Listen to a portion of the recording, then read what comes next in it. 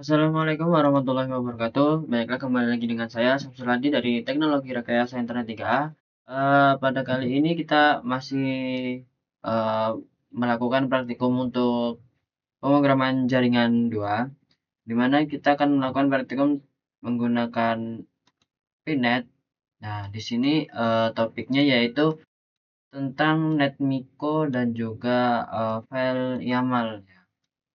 Jadi, apa itu NetMiko? NetMiko itu adalah sebuah library Python yang berbasis Paramiko yang sudah dioptimalkan khusus untuk konfigurasi atau otomasi jaringan. Jadi, ibaratnya tuh kalau Paramiko itu adalah library SSH dasar. Nah, kalau NetMiko itu adalah Paramiko yang udah disiapkan gitu. Paramiko yang udah siap pakai, yang dia itu untuk otomasi itu lebih enak gitu, untuk automation networknya gitu. Dan perintahnya juga beda kalau kita mau menginstal NetMiko gitu. Jadi kalau kita mau install NetMiko, kita langsung aja ya. Nah, ini di Docker. Kalau kita menginstal NetMiko itu kita menggunakan perintah pip install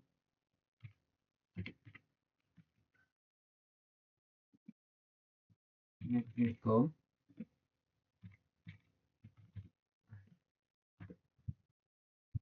Kenapa kita menggunakan pip tidak menggunakan apt install? Karena pip itu adalah sebuah manajer paket untuk menginstal library Python dari repository Python index gitu. Jadi dia itu kayak ibaratnya khusus gitu, khusus untuk library Python. Nah, kalau apt install itu kita itu kayak menginstal sistem operasi atau operasi sistem seperti Linux, Debian atau Ubuntu. Nah, kalau apt install itu bisa kita bilang kita itu menginstal sebuah image gitu ya.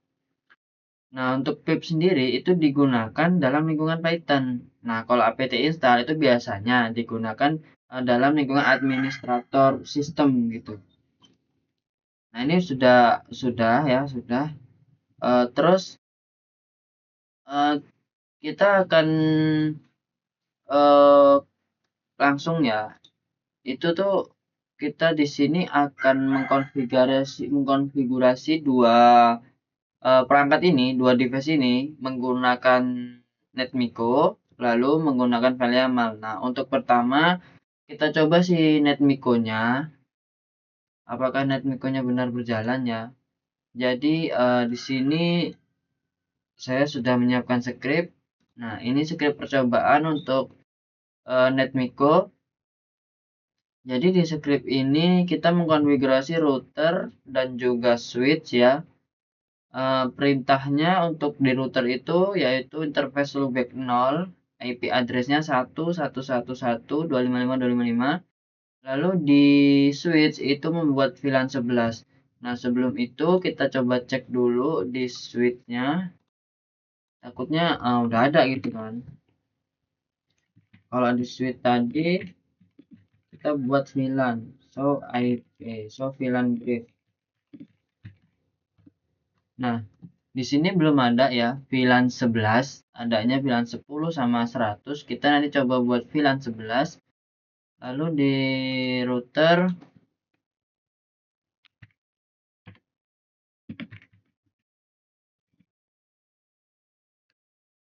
nah di router di sini loopback 0-nya itu 10.10.10.1. Kita coba rubah ya jadi 1.1.1.1.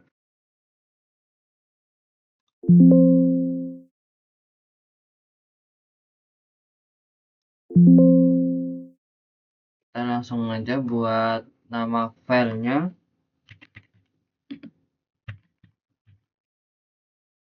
Lalu netmiko on py.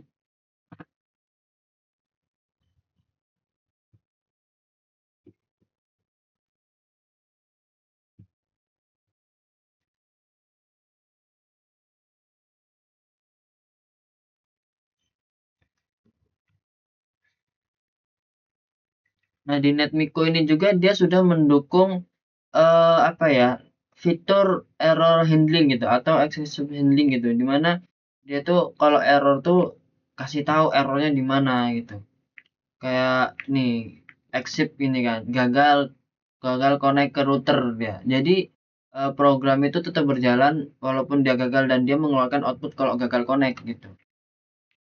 Di sini kita coba untuk di router kita rubah IP loopback 0 menjadi 1111, lalu kita buat VLAN 11 pada ini, pada switch ini nama VLAN kita ganti 11. Nah, kita save. Cara runningnya sama, Python netmiko.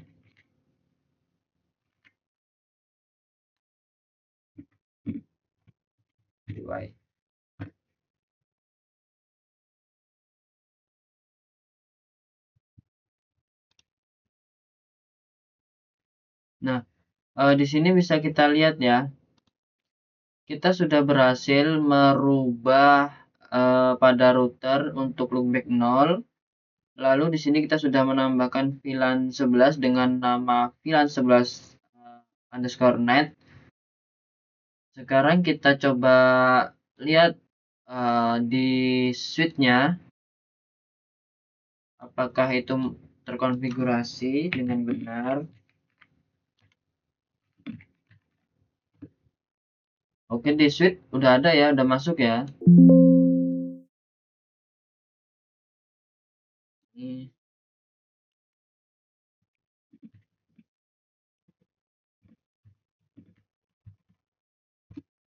Nah, di sini juga udah masuk. Ntar.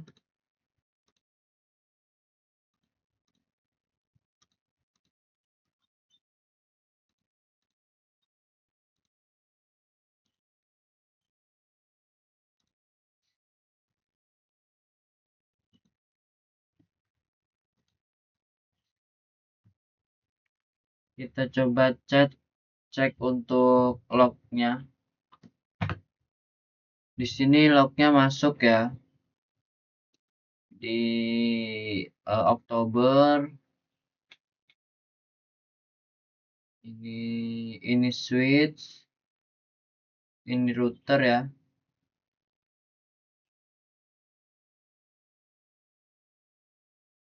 Di sini masuk untuk lognya.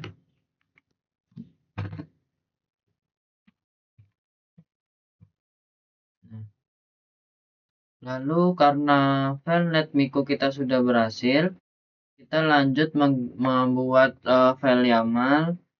Terus nanti kita panggil gitu. Jadi apa sih file YAML itu? Mengapa sering digunakan untuk otomasi dibandingkan dengan file JSON gitu kan? Jadi file YAML itu kalau ibaratnya kapal lebih dipilih daripada JSON itu dia lebih manusiawi. Pertama, tidak banyak tanda kurung, tidak banyak tanda koma, tidak banyak tanda petik. Lalu mendukung struktur data kompleks kayak list, nested atau mapping, dan lebih ringkas saja gitu kalau kita pakai file YAML. Dan juga didukung langsung oleh banyak tools otomasi seperti Ansible, netmiko gitu kan. Nah, di sini saya tunjukkan untuk file YAML. Nah, ini file YAML-nya. Jadi, ya ibaratnya di file YAML ini kita itu memberikan informasi terkait device router dan juga switch. Lalu kita mau ngapain juga di sini? Misalnya nih, ini kan informasi yang ada di device router nih. IP-nya sekian, nama passwordnya ini, lalu kita itu mau ngapain gitu di sini. Ini tadi kan loopback 0-nya kita samakan aja lah. Nah, tapi kita buat lagi loopback 1. Loopback 1 itu 11.11.12.1.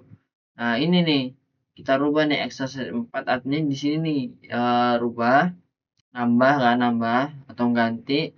Lalu ini informasi untuk switch. Nah, di switch itu ngapain? Di switch itu kita buat VLAN 15 dengan nama stylus, VLAN 111 dengan nama guest. Nah, kita cek dulu di switch-nya. Udah ada belum?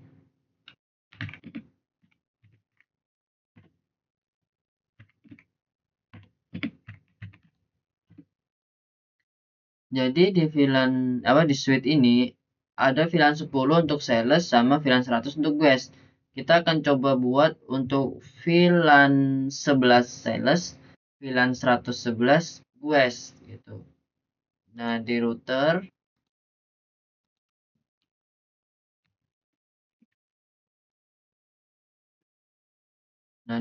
itu loopback 1 emang nggak ada ya, tapi IP-nya kan 10.10.11.1. Nah, kita rubah nih jadi 11.11.11.12 titik berapa tadi? Titik 1. Nah, berarti nanti kita rubah titik 2, titik 2.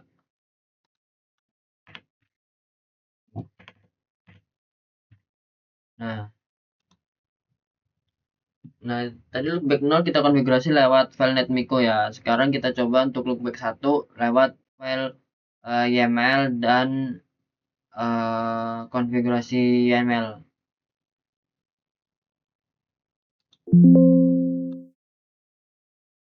Jadi pertama-tama kita buat file YAML-nya dulu di server atau di Docker.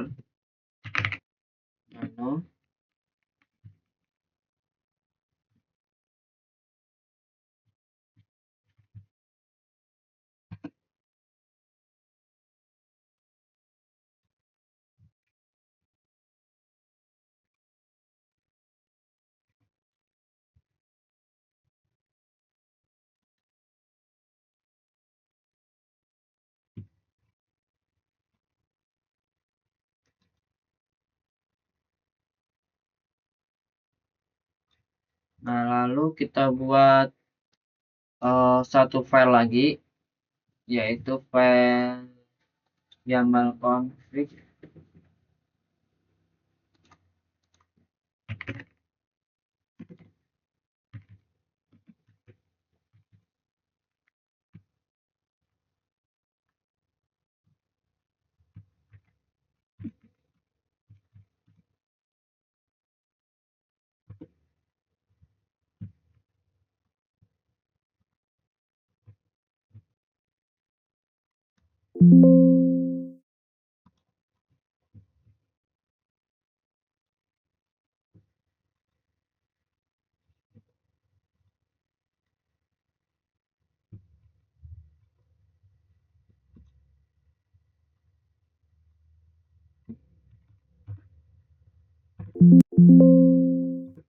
Nah, jadi di sini ada dua file, ada satu file device YAML sama YAML underscore conf. Jadi ini kalau saya ibaratkan ya, itu tuh kayak ibaratnya kita pakai fungsi import di di VS Code ataupun di editor teksnya.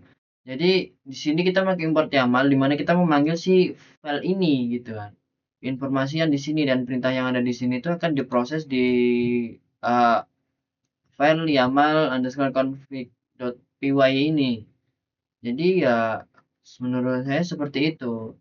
Jadi kita di file ini nih kita hanya menjalankan perintah-perintahnya aja kayak informasi dari perintah tersebut harus ngapain, informasi dari device itu apa aja itu ada di sini dan di YAML underscore config ini hanya untuk menjalankan saja atau memanggil memanggil memanggil informasi yang ada di device.yaml ini.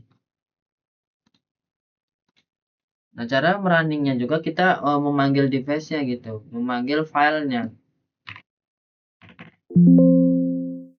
Dan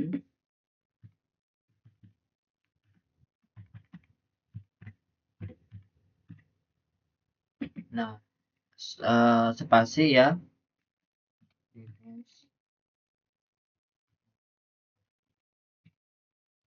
Nah, cara merunningnya juga seperti ini. Nah, di sini ada error. Home YAML underscore code.py line 89 and user bin Python 3 error syntax. Ada error di file ini.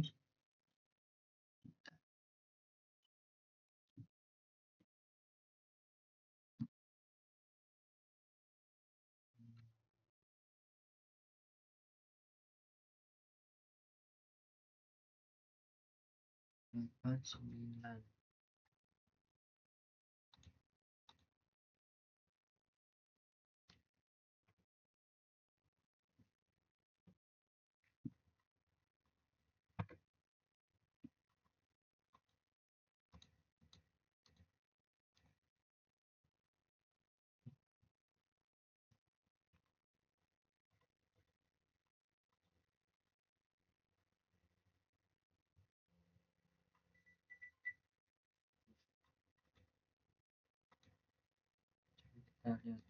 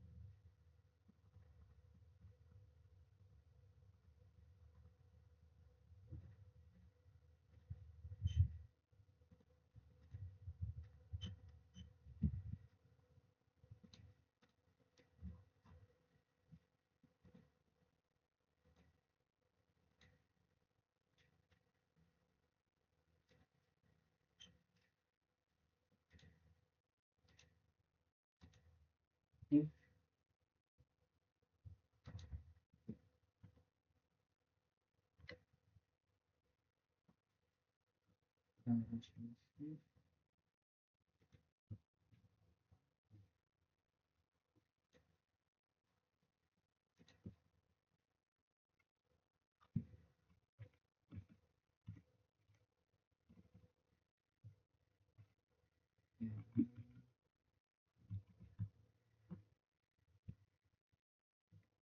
kita hapus dulu filenya.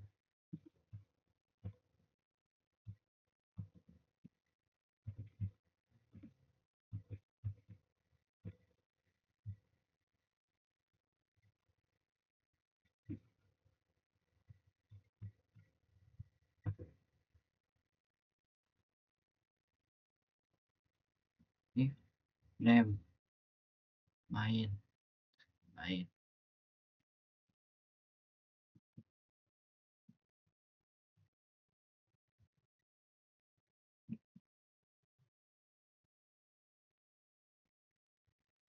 Tidak terdefinisi. Ini begini ya.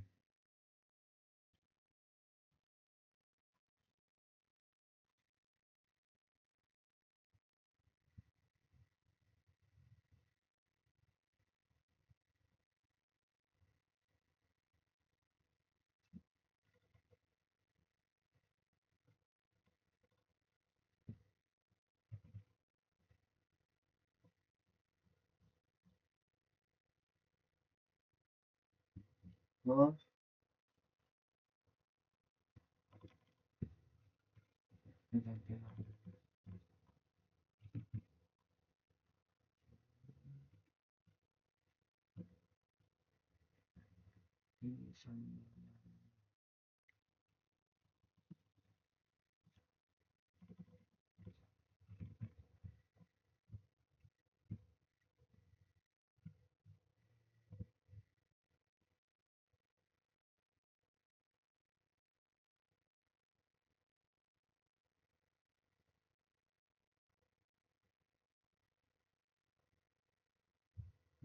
tidak terdefinisi.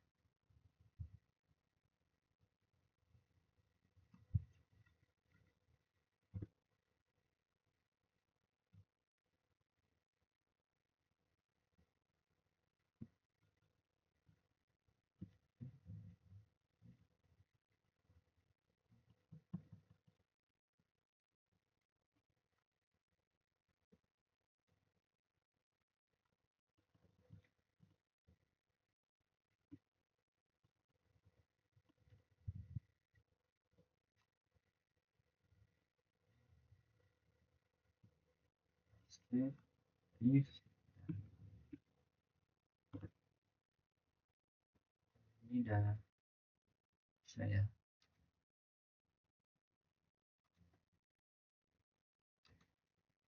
Nah, output yang dihasilkan itu seperti ini. Jadi di output ini kita bisa tahu ya, apa sih yang dilakukan oleh file YAML underscore config.py yang memanggil file device.yaml itu ternyata dia masuk ke apa ini, menghubungkan ke router dari informasi yang ada di file device.yaml ini untuk melakukan melakukan sebuah konfigurasi loopback 0 dan loopback 1. Di sini IP-nya tadinya 10, 10, 10, 11.1 jadi 11, 11, 12.2.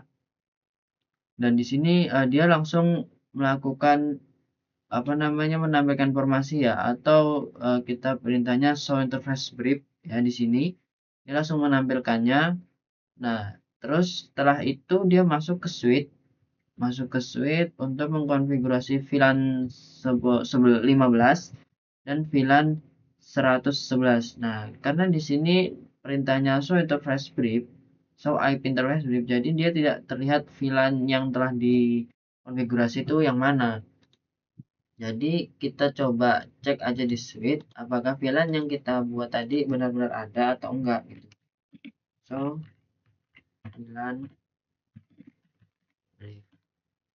Nah, di sini ada ya untuk yang 15 sama yang 111.